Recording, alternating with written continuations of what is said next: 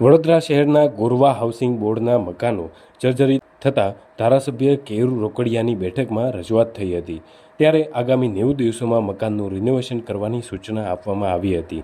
આ બેઠકમાં રિનોવેશનનો નિર્ણય આપવામાં આવ્યો હોવા છતાં વડોદરા મહાનગરપાલિકાની ટીમ દ્વારા ગોરવા હાઉસિંગ બોર્ડના મકાનધારકોને નોટિસ આપવામાં આવી હતી, જેના કારણે ભારે હોબાળો મચી ગયો હતો।